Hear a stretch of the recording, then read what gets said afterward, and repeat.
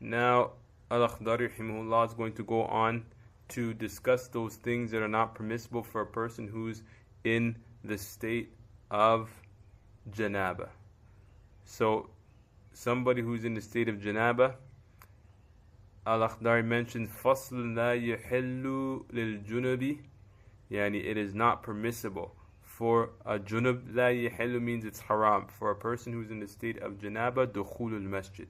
So a person who's in the state of janaba, it's not permissible for him to enter the mosque.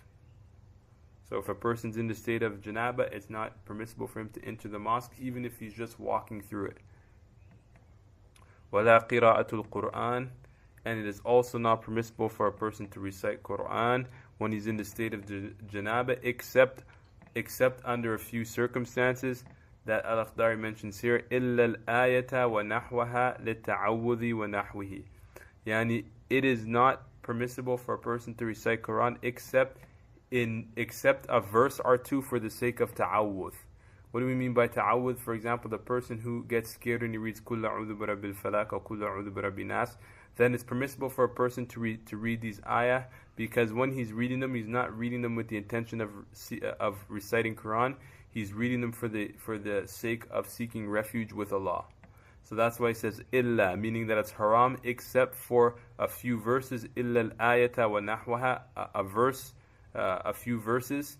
لِلتَّعَوُّذِ, for the sake of seeking refuge with Allah, like Ayatul Kursi. Right? So reciting something in order to seek refuge from Allah is permissible, and he says وَنَحْوِهِ, and things like it. And things like it, although he doesn't mention them here, in other books of fiqh, they'll complete it, and they'll say, for example, things like medicine, like ruqa. Like, for example, somebody's sick or somebody's possessed by jinn, for example, and you're going to read some specific verses of Quran over them, then it's permissible for a person to do it under these circumstances, and also for the sake of dalil. For example, a person comes and asks you, what does Islam say about this? And so he asks you a question about Islam, and then you reply to him using an ayat of the Quran is permissible. For example, a person says, what do you say about Allah? And you say, قُلْ هُوَ اللَّهُ أَحَدٌ. Yani say that Allah is one.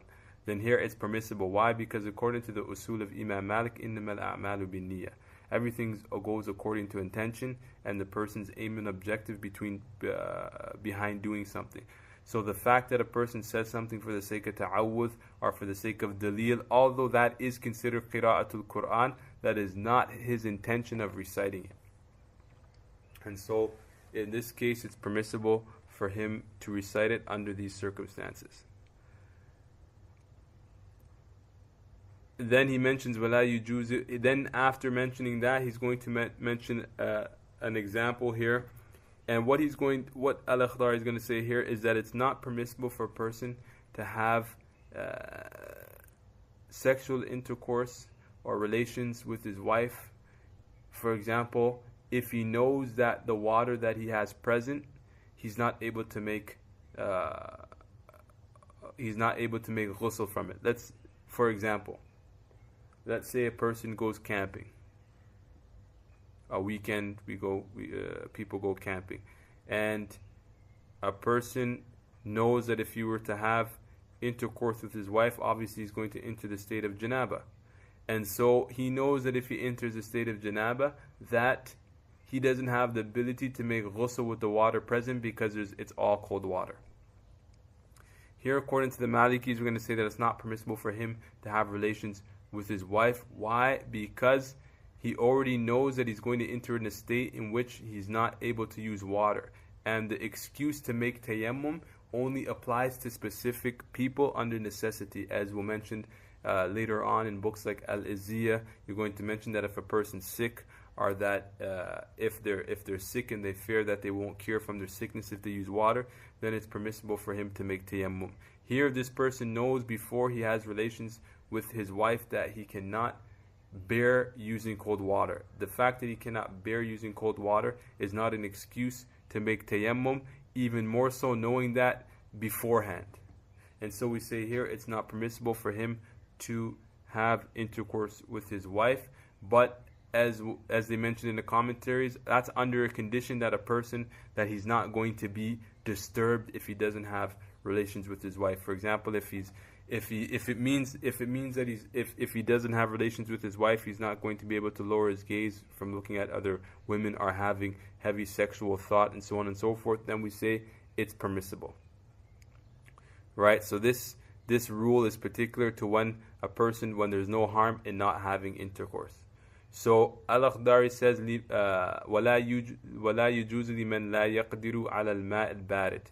It is not permissible for a person who doesn't have the ability, لَا يَقْدِرُ عَلَى الْمَاءِ الْبَارِدِ, to use cold water, and يَأْتِيَ زَوْجَتَهُ. يَأْتِيَ زَوْجَتَهُ, to go to his wife, is a polite way of saying having relations with his wife.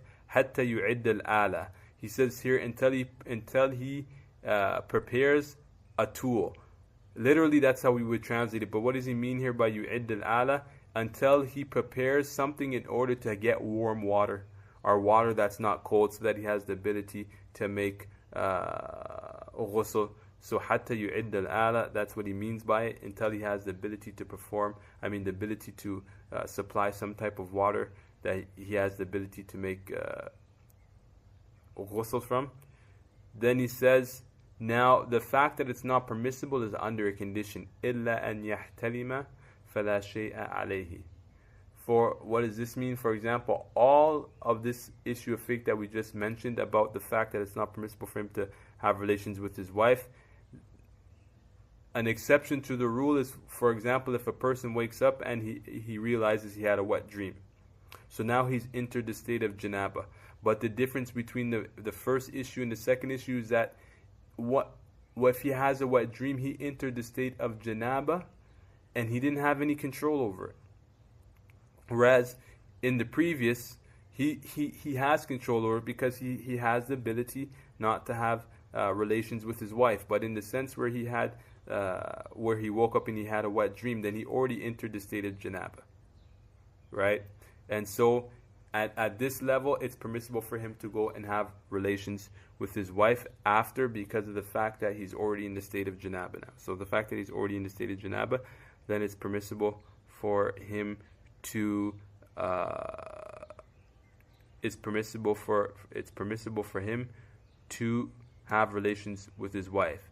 But although it's not permissible in the first instance where we said that it's not permissible for him to go to his wife if he didn't have the ability to use cold water, if he were to make tayammum, his prayer would be sound. His tayammum would be sound, but he would take a sin for having relations with his wife. So the meaning of it's illa an yahtalima, meaning that except if he has a wet dream, means that if after having a wet dream he were to have relations with his wife, then there's no sin in doing so. Contrary to the first issue, if he knew that actually not sin, we shouldn't say sin, we should say that he did something that's disliked, right? Because doing something that's disliked, a person doesn't get a sin for. So to clarify, if a person has a wet dream, then there's no dislike in him having relations with his wife. But if he has not had a wet dream, then having relations with his wife is considered dislike, because he knows that he doesn't have the ability to use the water that is present.